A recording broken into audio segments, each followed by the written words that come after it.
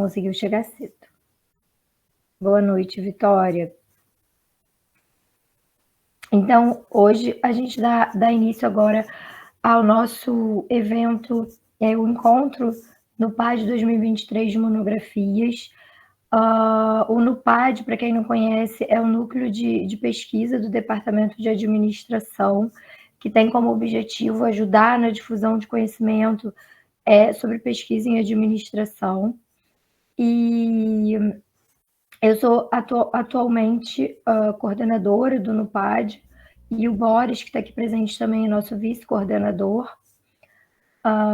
E aí a gente teve um evento similar a esse, de apresentação de monografias, se eu não me engano, foi em 2021, né, Boris? Eu mesma não estava presente, porque eu estava em licença. É isso mesmo. 2021. Eu mesma não participei, que estava de licença, mas quando voltei, me relataram que tinha sido um evento bem sucedido, que os alunos gostaram, enfim, uma oportunidade, né, para a gente ter essa apresentação de monografias, já que no nosso departamento a gente não tem esse espaço, né, de apresentação. Nossas monografias, elas são lidas e avaliadas pelos professores leitores, mas não há apresentação formal da monografia. E então a gente pensou em repetir essa oportunidade, né? Dessa vez a gente mudou algumas coisas, fez alguns ajustes nesse formato. Então a ideia, gente, para a organização do evento de hoje, a gente tem 4 apresentações. O primeiro trabalho que a gente tem aqui é o do Marcos, né? O LGBTfobia e ambiente organizacional, a experiência de estagiários de administração no Rio de Janeiro. O Marcos, ele é orientando da professora Marisol. Eles submeteram o trabalho como um trabalho na linha de gestão de pessoas. E a ideia, gente, do nosso formato é que a gente tenha 15 minutos de apresentação. Eu vou avisar, tá, Marcos, quando faltarem uns 3 minutinhos, eu chamo sua atenção para isso, vou abrir o microfone e interromper, já peço desculpas antecipadas, só para sinalizar, e depois a gente segue para os 5 a 10 minutos de perguntas, lembrando que o objetivo do evento é essa troca, não só sobre o conteúdo em si das monografias, mas também sobre a experiência de fazer uma monografia, né, que é uma experiência muitas vezes de muita ansiedade para os alunos, e a gente entende que esse espaço de troca pode ser bacana para vocês ajustarem as expectativas, se prepararem para esse momento. Então, a gente vai abrir para perguntas depois da apresentação, e as perguntas podem ser não só de conteúdo, né, mas também, principalmente, sobre essa experiência no processo de elaboração da monografia. Agradeço a todos os presentes aqui por valorizarem esse espaço também, né, ajudarem a gente a construir esse espaço. Queria passar a palavra para o Boris, ver se o Boris quer acrescentar alguma coisa. Bom, queria dar boa noite a todos, a todas também, né? Eu acho que vai ser bastante proveitoso, porque é um evento como disse a Vanessa, né, de um grande intercâmbio entre os alunos. Os professores aqui vão ficar de pano de fundo, né, Vanessa? Então, os alunos é que vão ser os maestros e os músicos e os condutores desse fio de conteúdo aí, né? Essa visão de como foram feitas as monografias, elaboradas as monografias, o processo, a própria monografia, o conteúdo, né? Então, acho que é uma experiência muito importante para os próprios alunos que vão fazer a monografia, né? Conhecer um pouco da monografia de outros colegas, né? E, como disse a Vanessa, uma oportunidade importante da gente apresentar. E até uma experiência boa para a própria pessoa apresentar o seu próprio trabalho. Então, eu acho que é muito gratificante para nós, né? Receber os ex-alunos, né? Agora colegas, né? Enfim, de alguma forma, estão no mundo agora profissional, né? Então, acho que é importante trazer essa visão já depois de um tempo de terem terminado. Então, quero agradecer a todos. Eu quero agradecer a Vanessa, especialmente porque ela organizou o evento. Fiquei muito impressionado com os links, com todo o processo. Ela tem um projeto de extensão que também está ajudando. Então, foi muito importante esse trabalho, esse processo da Vanessa, e o André também por estar gravando, ajudando, e a todos os professores do NUPAD. Eu não vou poder listar o nome, porque temos muitos, né, aqui presentes, então agradeço os professores do NUPAD também, e um ótimo evento a todos. A todos. Com certeza, muito bem lembrado, Boris. Obrigada também ao André, que se disponibilizou durante todo o processo para ajudar a gente. Muito obrigada. Bom, vou passar a palavra para o Marcos. Marcos, você tem 15 minutos para fazer sua apresentação. Quando faltarem 3 minutos, eu te sinalizo, tá bom? Ok. Primeiramente, boa noite, pessoal. Obrigado pela oportunidade. Vou falar sobre a minha monografia. Ela, né, como vocês bem podem ver aqui pelo tema, é sobre LGBTfobia no ambiente organizacional, a experiência de estagiário de administração no Rio de Janeiro. O que eu busquei com essa pesquisa? Foi, primeiramente, essa pesquisa nasce de um ponto muito pessoal, que por N atravessamentos durante o estágio, e que eu percebi que quase ninguém falava sobre isso. Então, eu achei muito interessante frisar que eu acho importante ter pesquisas que norteiem a vivência de pessoas em situações reais nas nossas organizações, principalmente de um nível tão abaixo, tão desnivelado, como é a situação do estagiário em si. Vamos lá. Para abrir, o que eu pensei com essa pesquisa? Quais foram meus objetivos principais com ela? Foi discutir a vivência LGBTQIA+, no ambiente de trabalho, observar a percepção de pessoas que vivenciam LGBTfobia enquanto estagiários, analisar como a LGBTfobia se apresenta no cotidiano organizacional pela perspectiva dos estagiários e entender como os estagiários reagem à LGBTfobia no recrutamento e seleção, ambientação e cotidiano organizacional.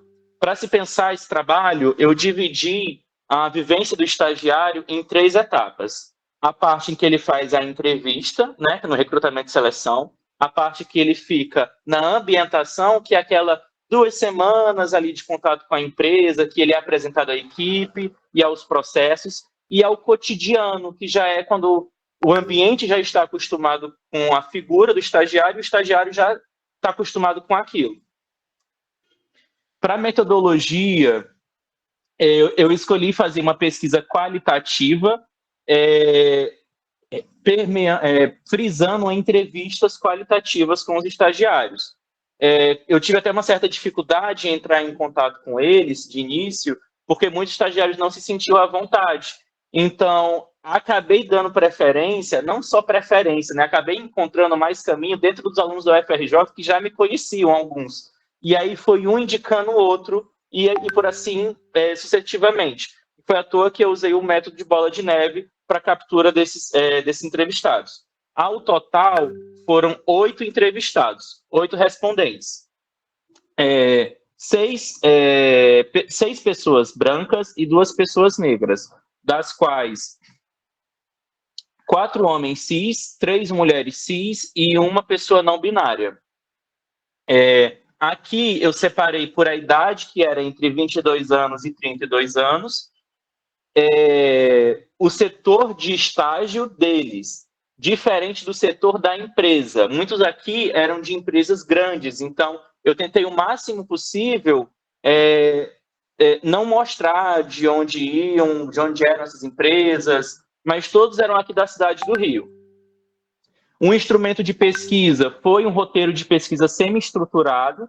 As entrevistas duravam entre 90 minutos e 2 horas, 120 minutos. Ao todo, foram só as 8 entrevistas mesmo, não tiveram segundas etapas. E a análise e tratamento dos dados foi utilizando um método de conteúdo, de análise de conteúdo das transcrições dos depoimentos pelo método da Bardam, tá bom? Que é aquilo que a gente vai criando categorias em cima dos depoimentos coletados. A fundamentação teórica, eu achei, a partir do momento que eu me dispus a falar sobre esse tema, eu fui me baseando, fui pesquisando e aumentando meu referencial teórico em 3 nichos: heteronormatividade, perspectivas de poder, corpos normativos e gênero, e LGBTfobia no ambiente de trabalho. Por que eu construí em cima disso? Porque a heteronormatividade, ela basicamente, você pode usar ela para ver, para enxergar as formas de repressão que pessoas não heteronormativas passam. Como assim? O que é heteronormatividade? Heteronormatividade, basicamente, é um conjunto de ações que são consideradas normais dentro da sociedade, dentro do estigma social, né? Dentro dos nossos preconceitos. São coisas normais. Como assim? Um homem cis hétero, que ele é másculo, que ele fala de forma robusta, que ele é viril. Uma mulher que ela é hétero e ela é afeminada, ela transpassa sua feminilidade. Então, a partir disso, são designados, no nosso entendimento, o que é certo e o que é errado, ou o que é repressivo e o que é naturalizado. Então, isso conversa bastante com algumas performances de gênero, como que Butler defende. Preciado também fala que, a partir dos nossos corpos, são corpos políticos que são transpassados, atravessados pelos estigmas que a gente vive. E como não pensar isso dentro de uma organização? Como não pensar isso dentro de uma organização que eu estou falando com o nível mais baixo da hierarquia, que são os estagiários? Então, para isso, eu adentrei na LGBTfobia no ambiente de trabalho, porque também não tinham muitos trabalhos acerca dos estagiários. Então, eu fui tomando isso como referência ao que eu ia me dispor a conversar com os entrevistados. A partir disso, eu obtive alguns resultados que eu fui mesclando com a referencial teórica que eu via de repetição dentro dos discursos, né, das transcrições dos discursos. Eu separei, né, como eu falei no início, entre recrutamento e seleção, ambientação e cotidiano. 3 etapas que estão ali inerentes na vida do estagiário. Quando ele chega à empresa, quando ele se acostuma e a vivência dele. Pontos que eu achei muito interessantes e que eu resolvi, né, trazer aqui, até tem uns termos aqui que eu achei interessante adotar porque eu via aparecendo nas entrevistas.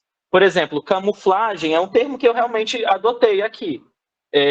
Na entrevista do Ayrton, ele tinha 25 anos, do setor financeiro, trabalhava em um banco. Ele foi falando para mim, foi se apresentando e falando como que era o cotidiano. Porque eu não chegava nos entrevistados e já perguntava, fulano, você sofreu LGBTfobia? Porque na primeira sessão que isso aconteceu, o entrevistado me respondeu, não, nunca sofri. E à medida que a gente foi conversando, foi entendendo, ele foi se dando de conta que algumas situações que ele passou foi de atravessamentos pela LGBTfobia do ambiente que ele estava inserido. Tal qual. Aqui, quando a gente fala sobre recrutamento e seleção, e ali, né, nas entrevistas, eu peguei esse trecho dele, em que ele diz, desde o processo seletivo, você tem que pensar, se eu falar nesse tom, será que vão me considerar? Vão me convidar para um segundo encontro? Uma segunda fase, se eu falar de tal jeito, se eu gesticular de outro, se eu olhar de uma forma, se eu colocar uma fala de tal jeito, e eu não penso uma pessoa heterossexual pensando isso durante uma entrevista, sabe? Eles não têm que se preocupar com esse tipo de coisa. E isso se alastra para todos os lugares, o modo de falar e o modo de andar. Ele está falando aqui, basicamente, sobre a heteronormatividade. Durante o processo de entrevista, cerca de 20% dos entrevistadores, eles tendem a não qualificar uma pessoa para uma próxima etapa se eles identificarem que é uma pessoa com afetação, que é uma pessoa LGBTQIA+. Então, o entrevistado relatou que ele já se usava de um processo de camuflagem, tentar ser quem ele não era, mesmo que isso desagradasse. Na parte de ambientação, eu identifiquei que existe um processo de sondagem bilateral, em que o próprio estagiário ele tenta identificar ali no ambiente se aquele é um ambiente propício para ele ser quem ele gosta de ser, para ele saber com quem que ele pode confiar. Do mesmo modo, o próprio ambiente em si faz a mesma coisa com o estagiário, fica provando, fica testando ele para saber quem essa pessoa é, em que caixinha essa pessoa se enquadra. Exemplo, o Jalu, do setor financeiro, que também trabalhava num banco, falou, às vezes eu tentava pescar o que eles achavam, né? Então eu falava, a Pablo Vittar vai vir para o Rock in Rio e espero como vai ser o discurso da pessoa, ou falar algo sobre o Bolsonaro e kit gay. A Potiguara, que trabalhava na parte administrativa, falava, eu pensava que não era homofobia, porque eu sentia muito mais uma curiosidade da parte dela do que qualquer outra coisa. As pessoas fazem isso, elas falam sobre uma coisa, nada a ver para pescar sua sexualidade, sabe? E outra coisa que é bastante comum no cotidiano dos estagiários é como que ele vai se adequando, se acostumando com aquela realidade. Por exemplo, no depoimento do Ayrton, no primeiro estágio, eu ouvia muitos comentários e piadas ruins, boa parte do tempo. E isso tudo fazia eu me sentir mais recluso. Cada vez mais que eu ouvia e tentava mostrar, menos de mim ainda, sabe? Porque de tanta tensão, de tanto a gente ouvir, de tanto eles ouvirem, na verdade, que era uma coisa ruim ser uma pessoa LGBT ou identificada como, que esse processo de camuflagem, ele acaba agregando muito medo, muita tensão e muita ansiedade sobre o que falar, como falar e para quem ouvir.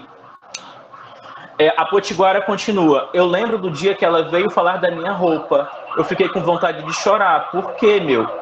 Fiquei com vontade de chorar. Por quê, meu? Eu estou vindo para cá que nem uma mendiga só pode. Daqui a pouco vão fazer vaquinha para comprar roupas para mim. E eu sabia que eu não estava me vestindo mal. Ela simplesmente só não aceitava do jeito que eu sou.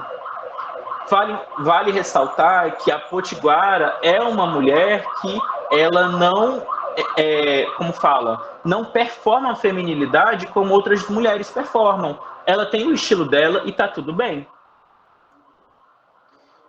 Outra coisa que eu observei no depoimento deles foi um demérito no esforço. Como assim? Muitos se esforçavam excessivamente e não viam aquilo como reconhecimento, tal qual eles percebiam do colega de estágio deles, que muitas vezes eram pessoas hétero cis brancas. Exemplo, a Potiguara continua. Havia uma estagiária branca, hétero e cis, que usava roupas femininas e que estagiava em horário anterior ao meu. Ela me contou que eram 4 horas de estágio. 4 horas essa colega dela e 4 horas ela. A gente fazia exatamente a mesma coisa, mas nunca recebia um elogio pelo que eu fazia, enquanto eu ouvia sempre sobre ela. Ela recebia chocolates, convites de almoço, guloseimas, saía mais cedo, agrados jamais recebidos por mim. O Jalu comenta, eu acho que passei a receber maior reconhecimento dos meus colegas de estágio quando passei a trabalhar cerca de 10 a 12 horas por dia. É sabido que o máximo de tempo que um estagiário pode passar dentro de uma organização é de 6 horas, né? Antes disso, eles não me levavam muito a sério. Mesmo eu demonstrando conhecimento sobre o mercado financeiro, eu reparava que era repreendido de modo desigual pelo meu gerente da área. E ele não reagia do mesmo modo quando os meus colegas faziam coisa parecida. E aí... Marcos, perfeito. E aí, esse processo de demérito no esforço gera um gatilho neles, pode gerar, na verdade, um gatilho neles, de compensação. Como assim? Muitas pessoas LGBTQIA+, elas trazem consigo, foi uma coisa que eu observei entre eles, mas como isso é uma parte que não cabe ao meu curso, é mais sim um sentimento de culpa, em que eles sentem a necessidade de que eles têm que trabalhar mais, têm que mostrar mais serviço do que o colega deles. Como o Johnny comenta, eu sinto uma autocobrança minha em sempre estar sendo o melhor em tudo, em atingir uma perfeição, até eu ver que isso era uma forma de homofobia comigo mesmo. Eu queria ser perfeito para compensar o fato de eu ser LGBT. Eu sinto algo constantemente que eu tenho que ser o melhor, que eu tenho que me provar bom em alguma coisa. É como uma necessidade de aprovação, sabe? Porque eu tenho que ser muito melhor, senão um deslize pode vir a cair no lugar que eu não quero. Conta o Ayrton. Aí mais um comentário da Potiguara. Eu tenho que mostrar que sou a mulher, porque eu sou lésbica. Eu tenho um estilo que não é muito comum de você ver em pessoas. Eu tenho tatuagem, tenho piercing, tenho uma fala fora do padrão. Então eu tento sempre buscar ser a melhor para mostrar o porquê eu fui contratada, sabe? Eu sempre fazia muito mais do que me pediam, porque qualquer motivo eu podia ser mandada embora. Soa como se fosse um motivo de desculpa, né? Já que eu estou aqui, eu sei que estou devendo alguma coisa. Então, nas considerações finais, eu gosto aqui de trazer para vocês questões da gente pensar a heteronormatividade no cotidiano e no cotidiano organizacional, porque é uma coisa que deve ser conversada, é uma coisa que deve ser discutida, tal qual quando a gente fala sobre gestão de diversidade, que muitas vezes nas organizações a discussão é sobre equiparação, né, equidade de números quantificáveis de cargos operacionais entre homens e mulheres, sempre de pessoas brancas. Não é muito questionado a racialização sobre isso e nem a discussão da sexualidade dos cargos que estão sendo ocupados. Também acho muito interessante apontar aqui a discussão sobre esses sentimentos compensatórios que os estagiários abordaram, relataram durante as entrevistas, porque acredito que isso deve ser conversado, né? Porque não acho que deva ser naturalizado que as pessoas devam trabalhar de 10 a 12 horas quando o horário de contrato delas é de 4 ou no máximo 6. Eu acho que a pesquisa, né, o papel do pesquisador, aqui dos estudantes que vão aqui adiante, eu acho que da mesma maneira em que a gente olha para uma monografia e pode ver como um trabalho, cara, eu quero fazer um trabalho para eu conseguir me formar, e é isso que eu quero. Eu acho que você pode pensar a sua monografia como uma maneira política de você utilizar ali o seu bacharel, por mais que seja, para você fazer as pessoas refletirem sobre aquilo. Exemplo, eu acho muito interessante poder agregar no que se diz de conhecimento uma coisa que pouco é conversada, que é sexualidade e gênero para estagiários. Eu acho que a pesquisa ela é muito desafiadora, mas ela a mesma medida em que ela é desafiadora, ela fala muito de quem a gente é, de quem a gente, o impacto que a gente gostaria de causar. Eu agradeço, né, a oportunidade. Para quem quiser, esse é o link da minha monografia, tá bom? Marcos, muito obrigada. Parabéns pelo trabalho incrível que você fez. Parabéns à orientadora Marisol também. E parabéns pela apresentação também, que foi ótima. Você tocou em pontos bem relevantes para esse debate também da própria vivência e experiência da pesquisa, né? Gente, vou abrir para as perguntas, então. Já temos aqui... Peraí, alguém levantou a mão, deixa eu dar uma olhadinha aqui. Eu acho que foi o próprio André que levantou a mão? Foi, André?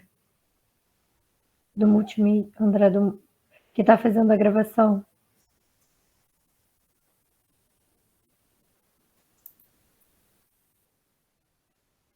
Ué, Bom, a Marisol levantou a mão agora.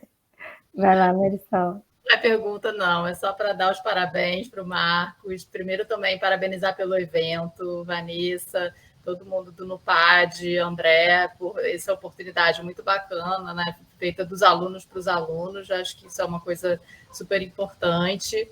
Parabenizar o Marcos, foi um prazer orientar ele se envolveu muito, fez entrevistas excelentes, tirou um caldo ali das conversas, e eu estou muito feliz, muito emocionada de ver ele aqui falando da pesquisa dele, que é uma pesquisa realmente com sentido, e achei bem bacana ele encorajar os futuros alunos a buscarem por esse percurso, né? Não é simplesmente uma monografia para constar, para cumprir tabela, para se formar, é encontrar um caminho de um tema que faça sentido, né, para a gente e que nos dê prazer e no caso dele, né, trazer até um sentido político. Então, eu achei muito legal, queria só dar esse esse oi e esse parabéns.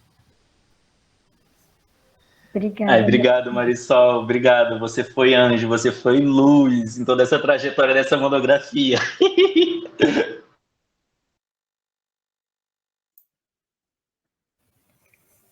Gente, quando vocês estão se inscrevendo para as perguntas, o André colocou aqui no chat um link de lista de presença, tá? Então, peço que os participantes, por favor, entrem nesse link, preencham e assinem, né, essa lista de presença, por favor, tá, gente?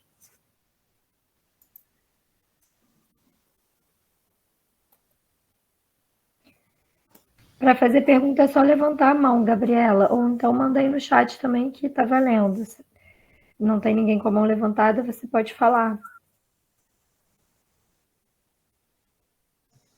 Bom, boa noite, pessoal. Antes de mais nada, parabéns demais, Marcos, pela monografia. É um tema extremamente relevante que você trouxe, vivido por muitos alunos na faculdade. Então, parabéns pela coragem, porque você viveu isso. Né? Então, para além da experiência enquanto pesquisador, você também passou pelo processo, né? E, ao mesmo tempo, agradecer aí por todos os professores pela organização do evento, porque os alunos que ainda vão passar pela experiência de escrever monografia estão tendo essa oportunidade de entender, né, com pessoas, de aprender com alunos como Marcos e outras pessoas que vou apresentar hoje à noite.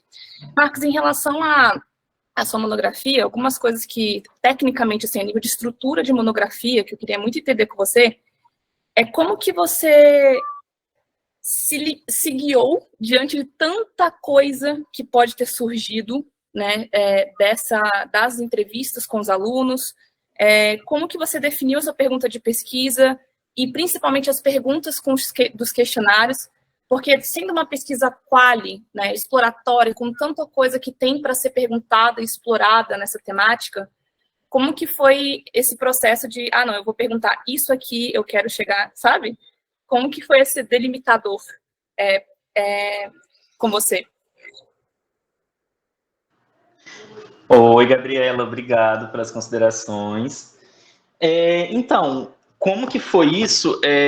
Eu li bastante sobre, principalmente eu comecei lendo sobre heteronormatividade, depois eu adentrei, porque na verdade a minha monografia ela é muito maior do que simplesmente só esses temas, eu trouxe só os principais temas. Eu me excedi um pouquinho na monografia, a Marisol foi até me controlando, porque como eu vou escrevendo, e cada entrevista era de 2 horas, então era muita coisa para analisar. Quando eu resolvi fazer sobre isso, né, eu fiz uma entrevista teste, primeiramente, para ver como que seria, de que forma eu poderia ser objetivo ou não com o meu tema, com a minha temática, com as perguntas em si. Porque, como eu falei até na apresentação, teve um entrevistado que eu perguntei para ele se ele já havia sofrido LGBTfobia. Aí ele falou, pô, nunca sofri. Aí eu, é mesmo? E, tipo, era uma pessoa afeminada, um homem cis afeminado. Aí eu, vamos descobrir mesmo, vamos continuar conversando. E à medida que a gente foi conversando, ele foi se dando conta de situações que aconteceram com ele, enquanto ele falava para mim, mas não que eu apontava para ele que ele estava fazendo, o que ele tinha acontecido com ele. Até um processo quase de autoanálise ali à medida que a gente foi conversando. As perguntas chaves, eu fui muito tirando também sobre outras pesquisas que falavam sobre homofobia no ambiente de trabalho, porque também eram poucas pesquisas que falavam sobre LGBTfobia no ambiente de trabalho e na verdade nem tinha nenhuma que falava sobre LGBTfobia durante o estágio. Então foi um processo de equiparação em que eu ia vendo como era construído pelos outros, né? E como que eu queria construir isso, e também com o alinhamento da Marisol, orientadora que eu indico demais. Basicamente isso, Gabriela. Legal, obrigadão. E assim, mais uma vez, dá parabéns aí, porque várias questões borbulham aqui na cabeça a partir do tema apresentado. Você citou a normalização estrutural dessa sobrecarga de trabalho, do como que é bem aceito quando você fala, eu estou trabalhando, é normalizado você trabalhar 12, né, 14, 16 horas, quanto mais você trabalha, pela lógica de muito comum, né, no ambiente organizacional, de que do falso mérito, de quanto mais você trabalhar, mais existe a possibilidade de você ascender. Enfim, você trouxe isso, tem a questão dos viéses cognitivos em processos seletivos, então tem tanta coisa para além, né, do tema que você trouxe, que também é tão importante, então parabéns aí. E vou te perturbar aí. Mas... Pessoal, pelo que eu vejo aqui, não tem mais ninguém com a mão levantada para perguntas. De toda forma, acho que já é um bom momento para a gente passar para o Pedro, que é o segundo a apresentar essa noite. E, enfim, se sobrar um tempinho no final, a gente volta a retoma perguntas, abre um momento no final para perguntas para os demais trabalhos, para os trabalhos que já foram apresentados, tá? Mas, a princípio, vamos seguir aqui. Pedro, boa noite. Estou sim. Bom, boa noite a todos. Normalmente é um prazer estar de volta aqui para poder ver esses rostos familiares, pessoas que me encontrei na faculdade, professores queridos e que me ajudaram muito na formação e que com certeza hoje são responsáveis pelo lugar que eu estou sentando e a empresa que eu trabalho. Então, assim, inicialmente gostaria de agradecer pela oportunidade e pela formação que foram essenciais para o desenvolvimento e, enfim, estou muito animado de fazer parte desse encontro e rapidamente vou dar início à apresentação. Quando faltarem 3 minutinhos, eu te aviso, tá? São 15. Tá certo. Vamos lá. Um instante. Estão conseguindo ver? Alô? Agora foi, agora tá dando para ver. Dá para ver? Uhum. Bom, gente, vamos começar. O tema que eu escolhi para minha monografia e que está sendo apresentado agora foi o papel da inteligência empresarial, que muitos conhecem como Business Intelligence, né? No suporte ao processo decisório estratégico em uma rede de assessoria de investimentos brasileira. O meu orientador foi o Boris. O principal motivo de eu ter escolhido esse tema na monografia aqui é de fato a área que eu atuo hoje, que hoje estou há um pouco mais de 2 anos. Na minha empresa estou há 2 anos e trabalhei 6 meses na Light, né? Que foi outra empresa que eu trabalhei. Enfim, é uma área que me interessa, é uma área que eu vejo que tem muitas proximidades em relação ao curso de administração e é uma área que um dos objetivos da minha monografia foi justamente aproximar a área de administração com um setor que é muito emergente e que está aquecido, que é a área de tecnologia, né? No caso BI, especificamente.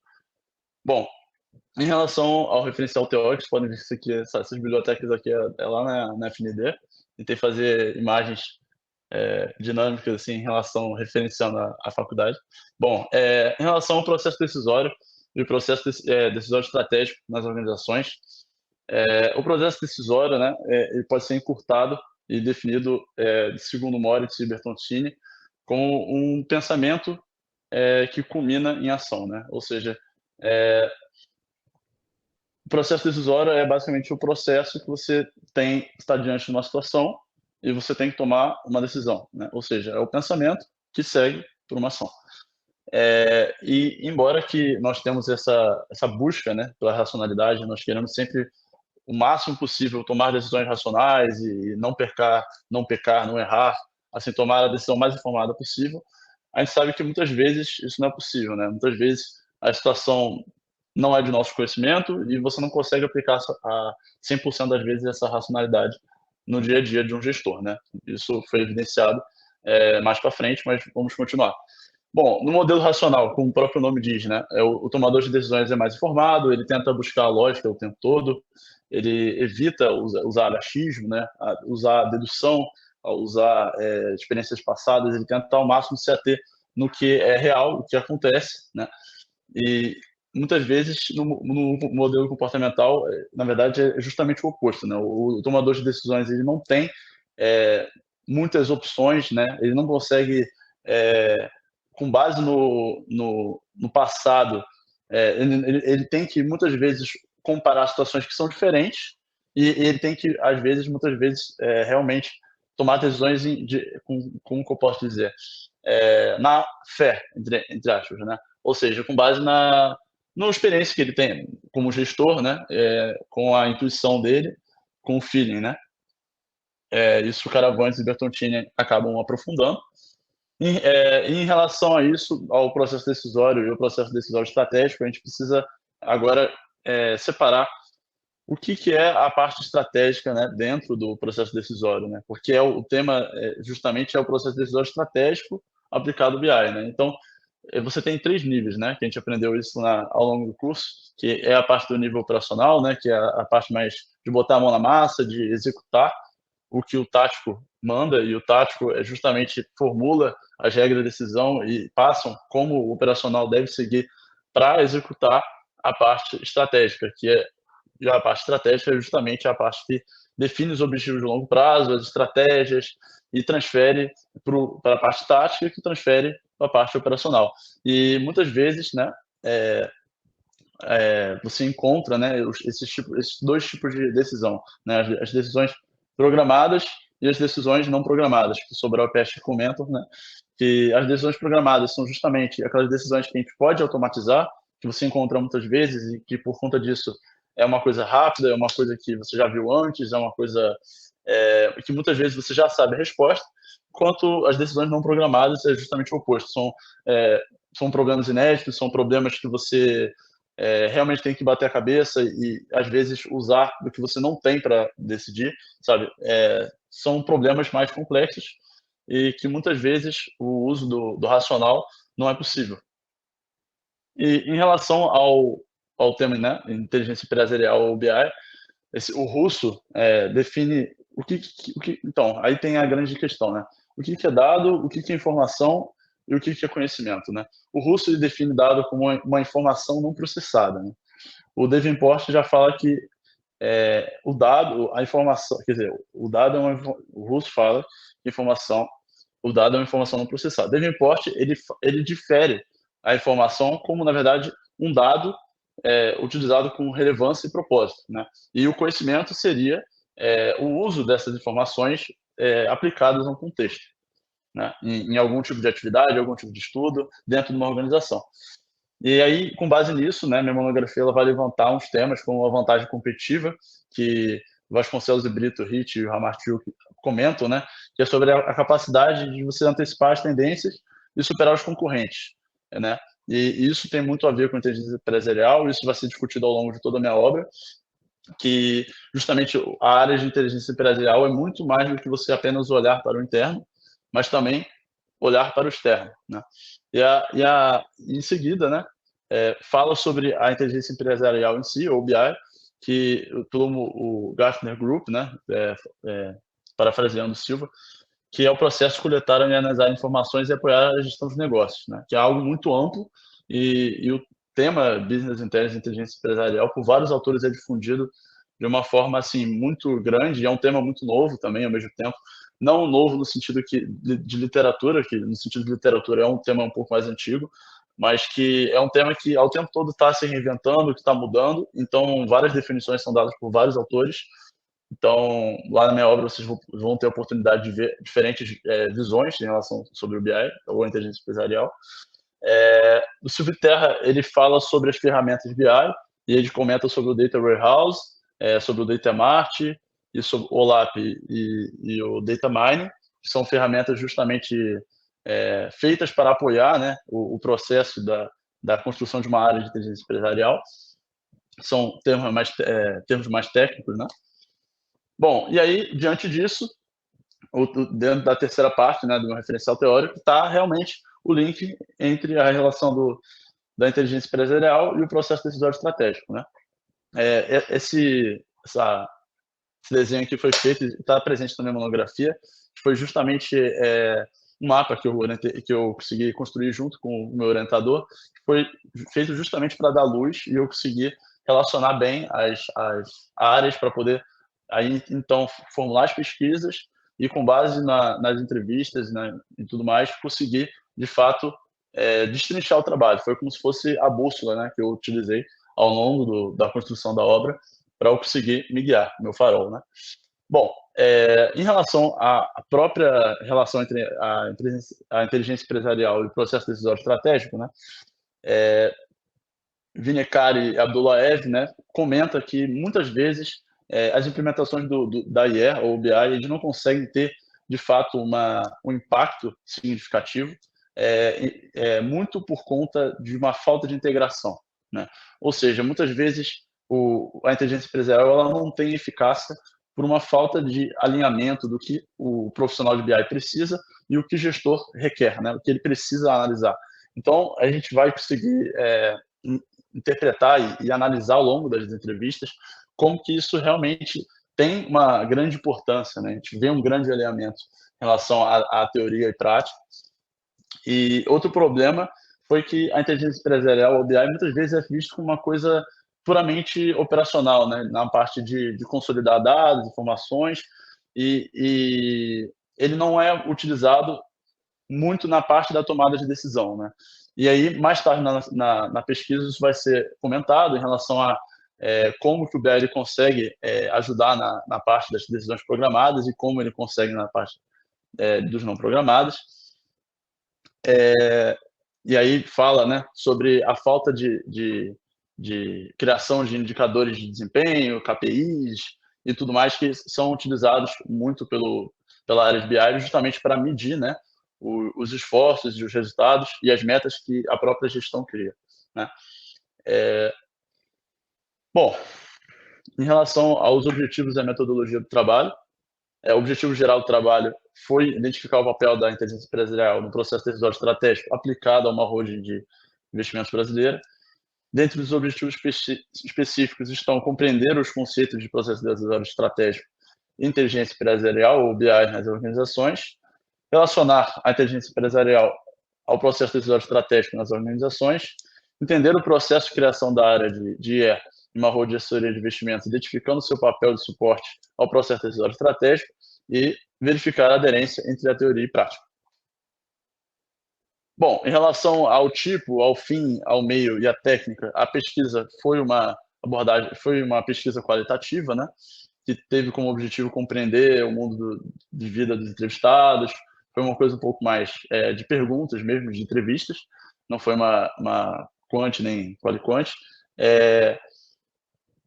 Foi utilizada uma forma descritiva, né, que a gente buscava pelas perguntas e buscando respostas que retratavam e classificavam as situações que a gente botava para os próprios entrevistados responderem, né, buscando realmente descrever a realidade da empresa e também comentar sobre a área e o que foi perguntado.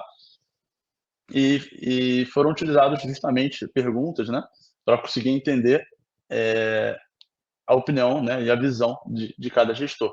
Foi utilizada uma entrevista semi-estruturada, né, buscando criar uma entrevista um pouco mais flexível e criando um tipo de entrevista menos, como que eu posso dizer, preso, né, que eu conseguisse ter uma conversa, mas ao mesmo tempo direcionar ao que estava sendo realmente pesquisado. Bom, em relação aos participantes, né, os participantes foram 8 gestores de uma holding de assessoria de investimento, tanto no Rio quanto em São Paulo, todos do nível estratégico, e dentre eles 2 eram os cofundadores da empresa, né. O estudo focou justamente na parte do processo decisório estratégico e na IE. Em relação à coleta de dados, foram 3 etapas: a análise bibliográfica que foi feita, as entrevistas de fato, e posteriormente a análise, né, que de fato foi feita com base na comparação entre a transcrição das entrevistas e o referencial teórico. Pedro, bom, 3 minutinhos, tá? Tá. Bom, as entrevistas foram de aproximadamente 20 minutos. Apesar de a gente não ter conseguido muitas entrevistas ao ponto de saturar que Terry Shirks falava sobre as 8 entrevistas, a gente conseguiu, na verdade, 7 entrevistas, porque um deles a gente acabou percebendo que não encaixava muito bem no que a gente estava procurando. E, bom, a gente buscou justamente essa abordagem, esse link de teoria e prática. As perguntas foram essas, que por conta de a gente ter 3 minutos, eu acho que eu vou resumir, assim, de certa forma, que foram justamente perguntas que falam sobre BI, perguntas que falam sobre as ferramentas de BI, perguntas que falam sobre ciência de dados, que é um tema que tem muito a ver com BI, e perguntas falando sobre o processo decisório estratégico e sobre a criação da própria área. Em relação aos resultados, né? A obra, né, teve o objetivo de entender sobre BI e o processo decisório estratégico. Foi feita as 7 entrevistas remotas, tanto e presenciais, né? Foram algumas remotas e presenciais, e as de São Paulo foram todas remotas. A holding é feita por 2 subsidiárias, que existe desde 2008, com cerca de 90 profissionais. A média dos entrevistados foi de 47 anos, eles têm em média 20 anos e 3 meses de experiência na área de assessoria. A data de criação foi entre 2017 e 2018. A gente percebeu um forte alinhamento em relação à teoria e prática, com base nas respostas dos entrevistados, e foi muito ressaltada a importância de um profissional com conhecimento adequado numa área específica para o uso desses dados, ou seja, você tem que ter esse alinhamento entre o gestor e o profissional de BI, né?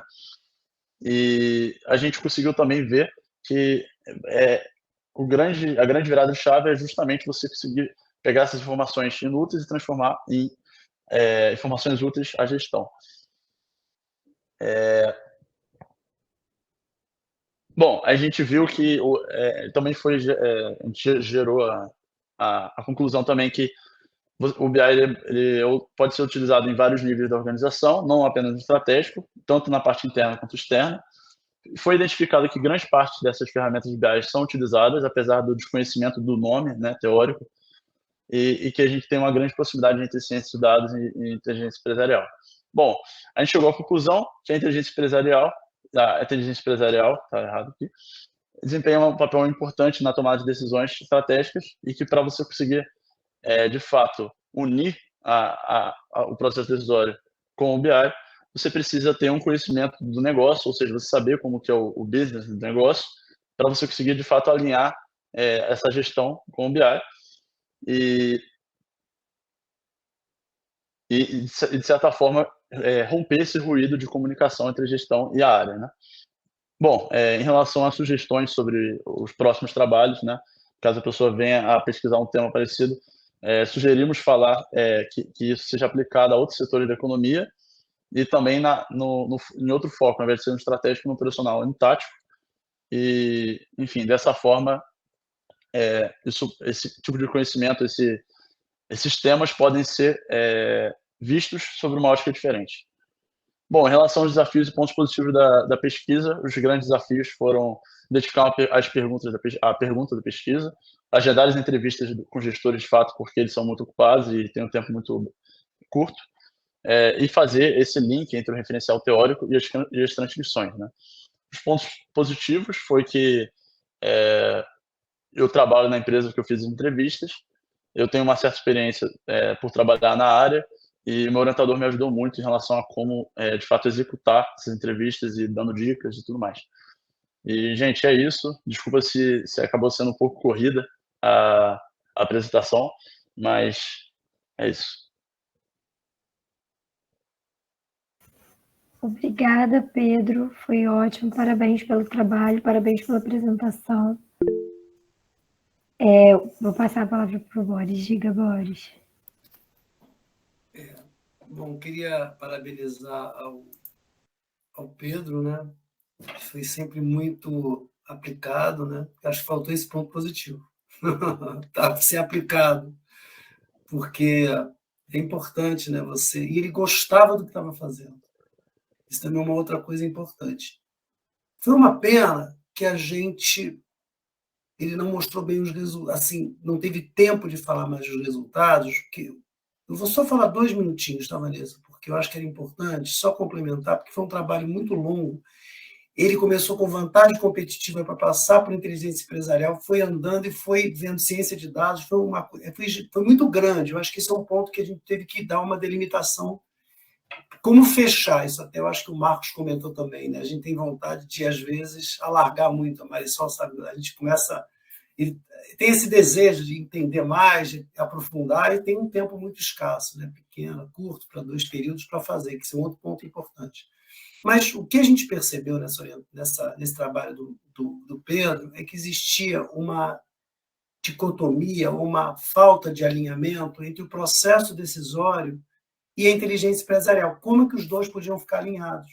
Então, o que se descobriu lá, depois no final com os resultados dele, foi que é necessário uma precisão de dados, uma boa comunicação, o entendimento do negócio e o patrocínio gerencial. Então, tem esses fatores-chave que ajudam a alinhar o que você tem de informação para tornar conhecimento e ajudar no processo decisório, é que é o grande problema. Como é que você usa para melhorar o que você está decidindo? Né? E tem essa visão muito quantitativa da inteligência empresarial. Então, a gente começou a perceber que não é só isso, tem muito mais do que números, mas sim conhecimento e o conhecimento do negócio, as percepções, a experiência, o alinhamento gerencial, enfim, tudo isso foi muito importante, acho que são fatores-chave importantes na área de gestão mesmo. Então, queria parabenizar o Pedro aí, desculpe se eu me alonguei, se alguém tiver perguntas, parabéns. Temos um inscrito, Marcos. Marcos, pode falar. Oi, boa noite, parabéns, Pedro, pelo excelente trabalho. Eu fiquei curioso de saber, porque você falou, né, que foram pessoas, os entrevistados eram pessoas de 20 anos de carreira, mais ou menos, pessoas com mais experiência.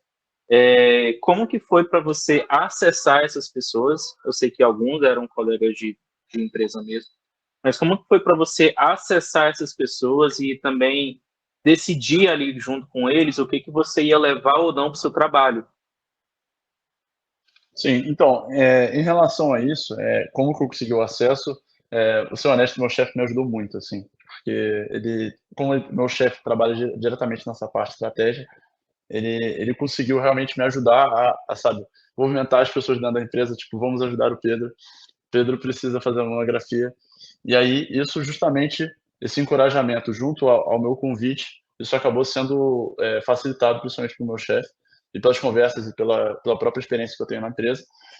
E em relação a como eu consegui absorver o que estava sendo dito e escrever no meu trabalho, eu acho que grande parte o que ajudou muito foi o fato de eu ter gravado as entrevistas. Então, como eu gravei as entrevistas, depois eu fiz a transcrição, eu tive esse tempo de reler várias vezes e ler, vou pegar numa tela o referencial teórico, foi assim que eu fiz. Eu peguei uma parte o referencial teórico, uma parte a parte das transcrições, e assim, eu ficava olhando, eu ficava tipo, cara, esse aqui combina com esse combina com esse, e aí, tipo, eu fui só linkando as coisas, eu falei, beleza, agora tá na hora de eu, de fato, botar a mão na massa. E aí, eu consegui fazer isso, mas assim, eu digo que muito por conta do meu chefe, que me ajudou muito, e muito por conta da forma que foram realizadas as entrevistas. E também uma coisa que ajudou muito foi, de fato, a experiência que eu tenho no assunto, que, querendo ou não, quando você faz um trabalho sobre algo que você já tem uma certa experiência, já sabe em relação ao dia a dia da própria empresa, né? E em relação ao assunto que está sendo estudado, tudo isso, esses links, né, que você faz, acabam sendo um pouco mais precisos, né? E você acaba fazendo de forma um pouco mais rápida.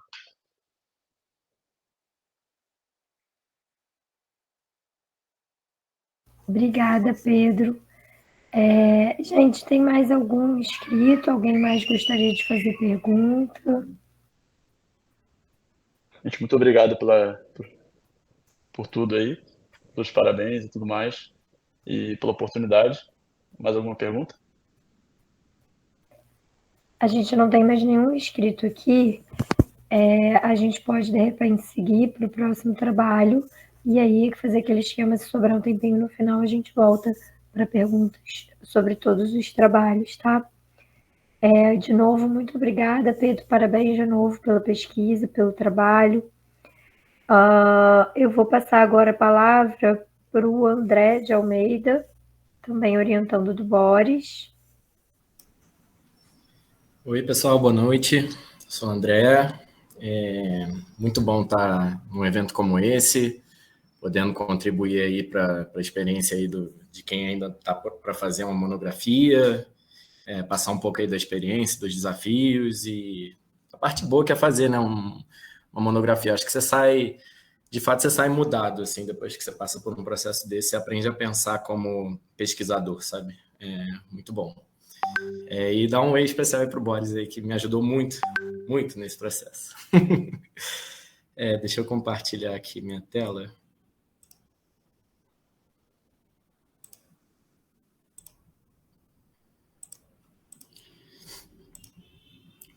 Não sei se vocês estão conseguindo ver aí.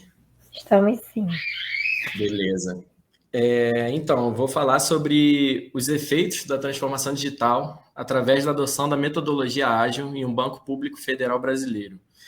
Né? O que isso quer dizer? Assim, é como pegar uma estrutura de um banco público, né, que, enfim, tem certas limitações à agilidade, devido ao excesso de burocracia, documentações que envolve, né, qualquer trato público, e como ele teve que se adaptar a essa nova linha de pensamento, né, de gestão de projetos, que é a metodologia ágil.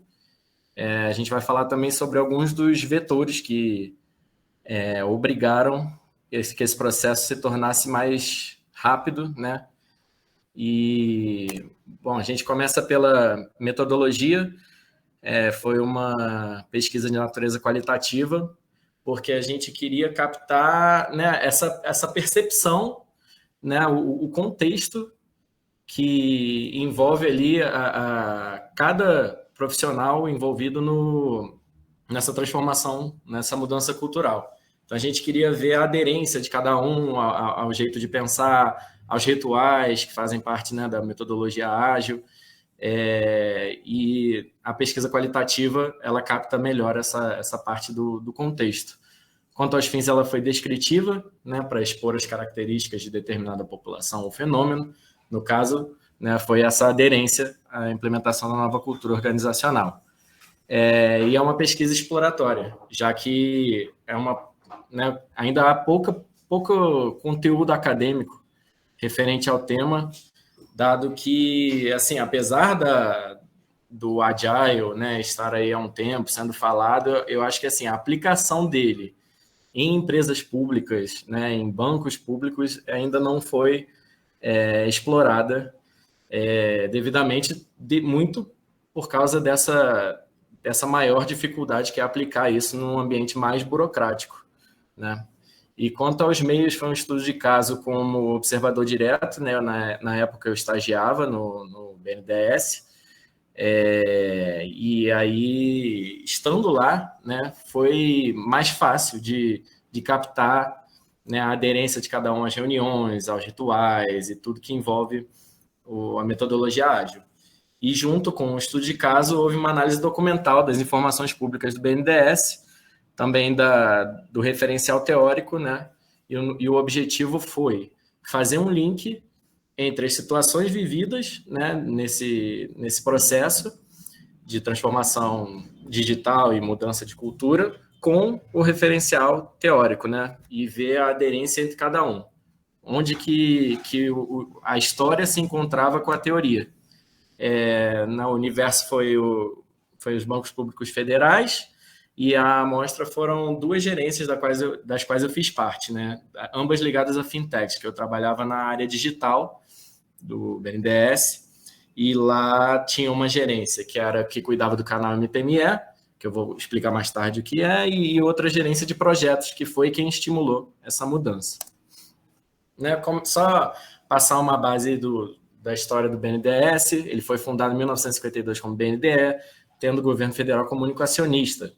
Né? E a grande missão do BNDES, né, a sua principal função, é atender a clientes que não conseguem obter crédito através dos bancos convencionais, né? Clientes que não têm tantas garantias de crédito, que não têm linhas que atendam a eles, né, que as linhas não são tão vantajosas, de regiões onde não tem tanta presença dos grandes bancos tradicionais. Então, o canal MPME, né, que foi o que eu fiz parte, o grande foco dele era aumentar a participação do setor de comércio e de serviços, né, no desembolso do banco, E isso saltou, né, de 10% para 23,9% do desembolso total, muito devido a esses programas de microcrédito, capital de giro, né?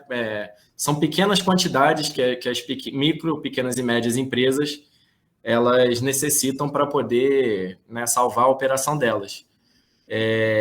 E pelo banco estar representado em todo o território nacional, né, e justamente querer ampliar o acesso às linhas de crédito sempre, ele faz esse uso dos agentes financeiros credenciados com linhas indiretas, né, de crédito indireto, que é quando eles usam outros bancos, né, outros agentes financeiros, para operar as linhas do BNDES e alcançar regiões onde não alcançaria normalmente. Então, a gente tem aqui do lado um mapinha, né, que mostra aí o alcance atual do BNDES, né, e, assim, eu que estive lá dentro, eu vi que, assim, a grande missão deles é cada vez mais alcance, mais capilaridade, né. E aí, para falar do Agile, a gente cita um pouquinho a gestão de projetos, né, que a gente tem, assim, 3 grandes tipos de ciclos de vida de projetos, mas que podem se quebrar ali em 4, que são os preditivos, os iterativos incrementais e o ágil, que é o mais novo aí, que a gente tem de mais novo.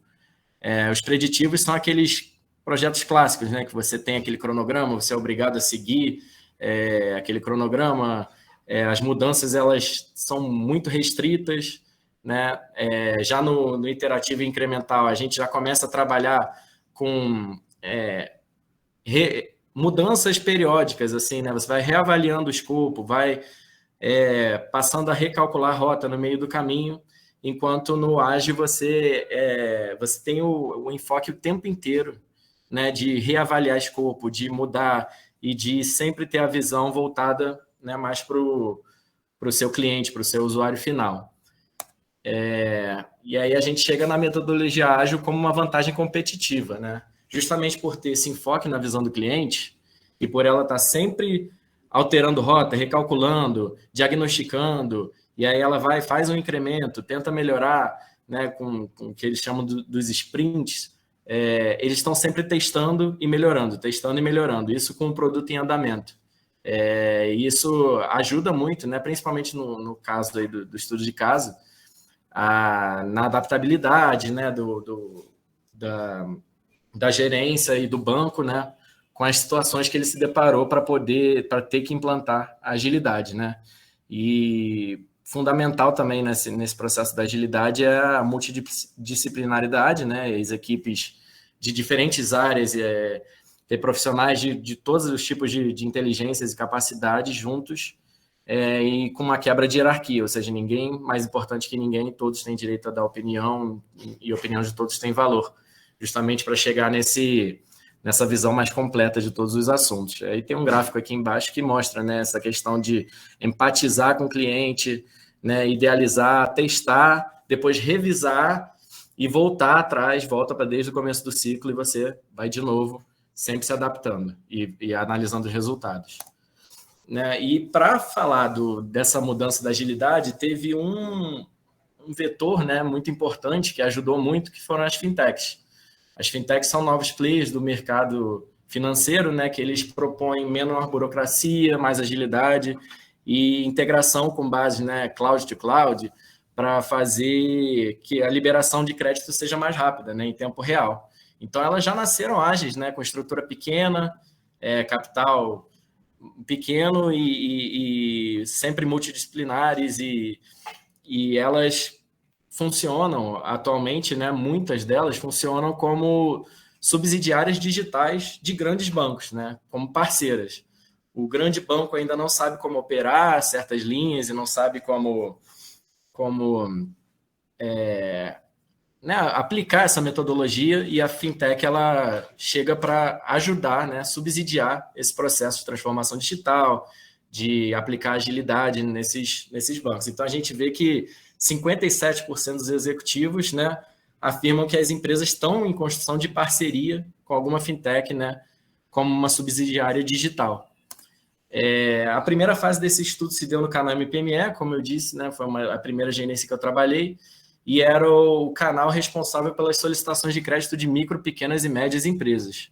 Era uma plataforma que ela propunha um acesso simplificado ao crédito indireto e foi onde foi formado o primeiro squad, né, do BNDES com um patrocínio da alta administração, visando reformular a página do canal MPME para tornar a página mais simples e ágil, né, para liberar crédito mais rapidamente. Então foi feita a utilização de jornadas de usuário, design thinking, todas as ferramentas da agilidade para poder, né, cumprir com esse papel do BNDES de alcançar cada vez mais empresas. E a gente vê que a importância das micro, pequenas e médias empresas é muito grande para a economia, porque elas representam a grande parte dos nossos estabelecimentos formais. Então, elas são responsáveis por uma parcela significativa da geração de empregos, né? E muitas delas, por não terem tantas garantias, né, financeiras, elas não conseguem, têm restrição de acesso ao crédito. Então, sempre é pensado como atender essas empresas, que agentes financeiros vão poder atender a elas. E é aí que surgem as fintechs como parceiros, né, que exigem menos garantias de crédito e liberam crédito com mais agilidade, capital de giro, coisas que são fundamentais para as micro, pequenas e médias empresas. E esse primeiro squad foi feito, né, para repensar essa nova home do canal MPME com uma equipe multidisciplinar, tinha profissional de comunicação, TI, jurídico, financeiro, relações públicas, desde estagiários até gerentes, e sempre visando essa quebra de hierarquia, né? Todos com o mesmo poder de voto, todos falavam e davam opinião, e a opinião de cada um é válida, e sempre guiados por um Product Owner, que seria quem seria responsável por fazer esse elo entre a equipe, né, e os clientes.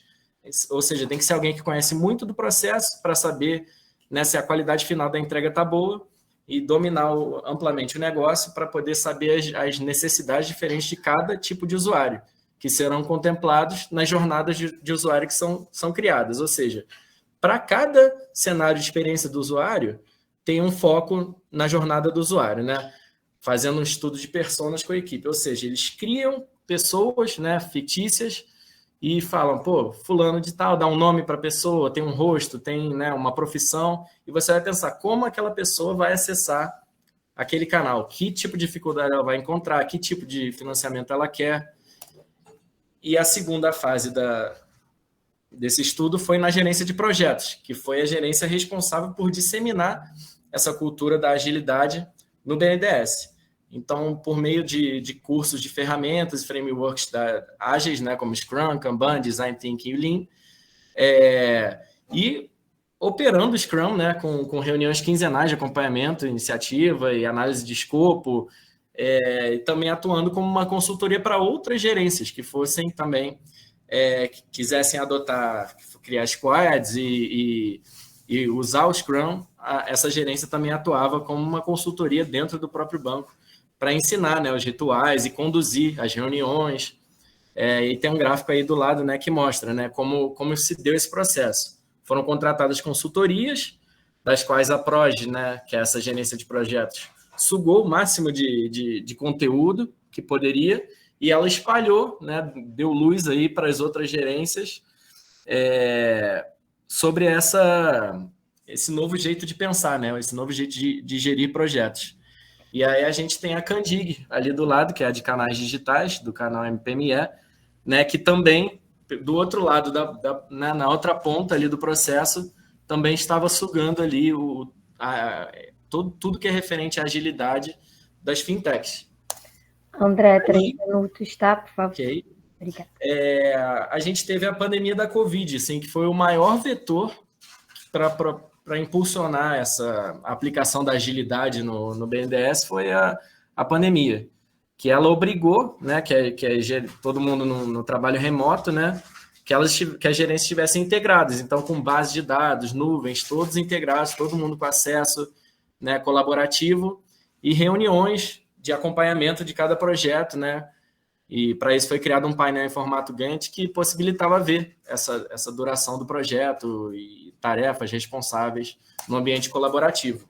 E os frutos desse trabalho foram o PESE e o Standstill, que foram projetos do banco visando a sobrevivência das micro, pequenas e médias empresas, né? Com maior facilidade de acesso ao crédito, e o Standstill, que foi a suspensão dos pagamentos, ou seja, as micro, pequenas e médias empresas não eram mais, não precisavam mais fazer os pagamentos enquanto estivessem em período de pandemia, aliviando um pouco o caixa deles. E para isso foi fundamental o patrocínio da autoadministração, né? Conforme as reuniões eram feitas e a apresentação dos projetos, as gerências percebiam que a autoadministração apoiava mais as iniciativas justamente das gerências que tinham mais empenho em participar das reuniões, em mostrar os projetos, em alimentar as bases de dados para poder... Porque assim eles tinham uma visão melhor do que estava acontecendo. E aí isso foi aumentando a aderência de outras gerências que também não tinham, de início, participado com tanto afinco. Os principais resultados para o BNDES foram um aumento no acesso a crédito, né, das micro, pequenas e médias empresas, você estendendo as fintechs também como agentes de crédito, você consegue atingir mais clientes de microcrédito e capital de giro, a redução do tempo necessário para se obter crédito, né, com menor burocracia, e processos mais ágeis com capacidade de adaptação, né, que a pandemia obrigou o BNDES a ser ágil, né, porque o tempo inteiro eram novas leis, eram novos decretos, então precisava justamente dessa equipe multidisciplinar ali para ter jurídico dando um suporte, para ter comunicação, para anunciar as novas medidas. Então, realmente exigia ser multidisciplinar e adaptativo o tempo inteiro, um cenário de pandemia. E os principais resultados do estudo de caso, que mediu essa aderência ao referencial teórico, né, a gente tem aí algumas partes do referencial teórico, que capta a essência da visão do cliente, acostumado com a rápida interação, definindo que esses esperam a mesma conveniência digital que desfrutam na vida privada, estendida para a interação com as organizações. Ou seja, a presença, né, e a simplicidade, ao mesmo tempo, né, o alcance e a simplicidade que uma medida dessa pôde ter na vida das pessoas, justamente no momento de calamidade, né? E para isso foram fundamentais as histórias de usuário, como a gente viu lá, que sempre era pensado visando alguém, visando uma pessoa, um perfil de pessoa. Além disso, né, a gente vê aí outros encaixes entre teoria e prática no atendimento aos clientes, com as operações das fintechs sendo operadas em ambiente 100% online. Foi outra coisa que aconteceu. E o desafio de trabalhar virtualmente em cenário de emergência num contexto no qual os princípios da burocracia não seriam úteis. Foi exatamente o motor que guiou essa gerência a fazer essa transformação, foi isso. A burocracia não seria útil num momento de crise como a Covid. Então, a agilidade foi o único caminho possível para poder atender essas pessoas. Eu vou passar aqui para a gente encaixar aí no tempo, né, e falar um pouco sobre a minha experiência. Os desafios, assim, os maiores desafios que eu encontrei foram captar a percepção da equipe sem que meu viés, né, influenciasse as opiniões das pessoas ou guiasse as conversas, né? Porque, óbvio, eu estava lá numa gerência que estava conduzindo o projeto, então eu ia sempre ser, né, depor a favor de um processo como esse. Então, medir resistência e aderência de funcionário a um processo que a gente está conduzindo é difícil, né? A gente se isentar um pouco da questão e poder olhar de fora, né, com impessoalidade, receber crítica e tudo mais. E realizar essa pesquisa durante um período de isolamento social, né? Não podendo estar ali pessoalmente com as pessoas, né? A segunda fase dessa pesquisa ela foi toda feita remotamente, porque a gente estava em isolamento social e a gente não conseguia captar, né, expressões, conversinhas, assim, alguns elementos que a gente, né, acaba perdendo ali por não estar presencialmente no ambiente. Pontos positivos, cara, infinitos, né? Mas, enfim, que a gente possa resumir em 3, foi o aprofundamento muito maior no tema, que é um tema que é, assim, de extrema relevância, e ter tido contato com ambas as realidades, ter vivido o ambiente, né, legado, que é como eles falam do ambiente preditivo, né, dos ciclos de vida mais engessados, e também o ágil, né, ter feito parte dessa transformação. E poder vivenciar essa transformação justamente num processo que salvou muito emprego, que evitou falência de empresa, que atendeu a sociedade de alguma forma, ter vivido esse case de sucesso, que salvou inúmeros estabelecimentos, foi fundamental, assim, foi muito enriquecedor. E, como eu disse no começo da minha fala, aprender a pensar como pesquisador. Isso acho que, assim, ninguém tira da gente. Você passa por uma experiência dessa para, né, nunca mais você volta atrás, nunca mais você é a mesma pessoa. Quando você aprende a pensar como pesquisador e entender como contribuir cientificamente, você começa a pensar no valor que a pesquisa tem, né, tanto para a sociedade como para a universidade. E é isso, pessoal. Obrigado aí pela atenção de todos. É um prazer estar voltando aí, falar um pouco mais, viver de novo aí, matar a saudade da UFRJ. Muito obrigada, André. Parabéns pelo trabalho, parabéns pela apresentação, foi ótimo. Eu vou passar a palavra, não sei se o Boris quer falar alguma coisa. E aí pedir para quem tiver interesse em fazer pergunta, para usar o recurso de levantar a mão, tá, gente? Por favor. Parabenizar o André. Faltou um detalhe importantíssimo, que nós ficamos meses para ele conseguir uma carta de autorização do BNDES e ele não escreve isso na apresentação. Dá vontade de falar, meu Deus, sem isso não ia estar o nome do BNDES. Então, eu tenho anexado ao trabalho dele essa autorização formal assinada pelo BNDES. É verdade. Mesmo que não fosse um case de sucesso, tá? Mas porque podia não ser, enfim.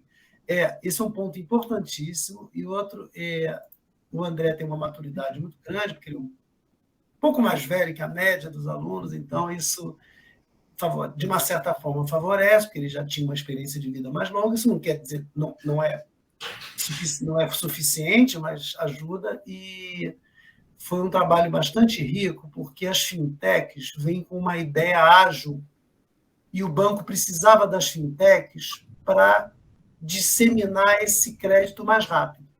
E aí, ao absorver isso, ela conseguiu mudar a organização de uma certa forma. Claro que não toda, mas de uma área. Então, essa metodologia ágil, que é muito falada, né, ela foi vista na prática. Então, a visão toda foi... E a Covid foi vamos dizer assim, a enzima que acelerou o processo, digamos assim, né? Processar a proteína, né? No caso, a agilidade em si. Então, eu queria parabenizar o André, e ao Pedro também, já que voltando a ele, foram realmente orientandos muito aplicados, muito interessados, e que eu acho que orgulha, né, nós orientadores, né, esse processo aí. Parabéns, tá, André? Obrigado, Boris. Pô, com certeza, sem sua ajuda, seria 1/10 do que foi.